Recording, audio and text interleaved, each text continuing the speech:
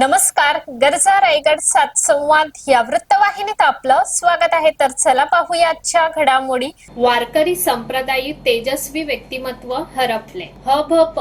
श्री नामदेव महाराज म्हात्रे यांचे दुःखद निधन.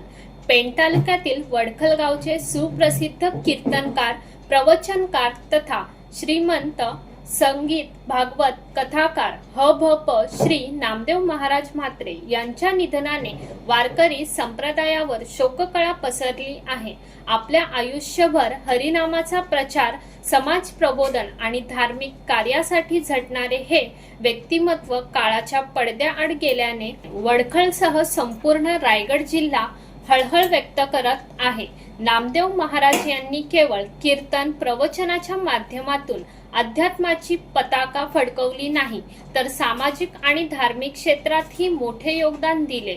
श्री हनुमान प्रासादिक वारकरी भजन मंडळ वडखळचे संचालक म्हणून त्यांनी अनेकांना भक्ती मार्गाची प्रेरणा दिली. सूर्योदय हुतुतू संघाचे निर्माते व कर्णधार म्हणून त्यांनी युवकांना एकत्र बांधण्याचे कार्य केले. ग्रामपंचायत वडखल येथे तब्बल 33 वर्षे सदस्य आणि 5 वर्षे उपसरपंच म्हणून लोकसेवा बजावताना त्यांनी गावाच्या विकासासाठी अविरत प्रयत्न केले.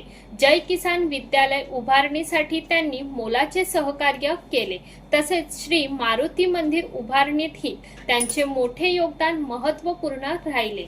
अखिल भारतीय वारकरी मंडळ पेण तालुका अध्यक्ष, महाराष्ट्र वारकरी सेवा मंडळ रायगड जिल्हा अध्यक्ष तसेच अखिल भारतीय वारकरी संप्रदाय महाराष्ट्र प्रदेश कार्यकारी सदस्य अशा विविध जबाबदाऱ्या त्यांनी समर्थपणे सांभाळल्या. त्यांच्या कार्याचा गौरव म्हणून त्यांना रायगड भूषण 2011-12 साली व तेज रायगड 2012-13 पुरस्कारांनी सन्मानित करण्यात आले होते.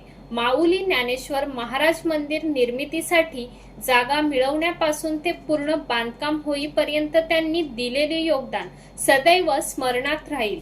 त्यांचे जीवन म्हणजे भक्ती, समाजसेवा आणि साधेपणाचा सुंदर संगम होता. नामदेव महाराजांच्या निधनाने वारकरी संप्रदायातील एक दीपस्तंभ हरपला असून त्यांच्या आठवणी आणि कार्यरूप वारसा भाविकांच्या मनात कायम जिवंत राहील.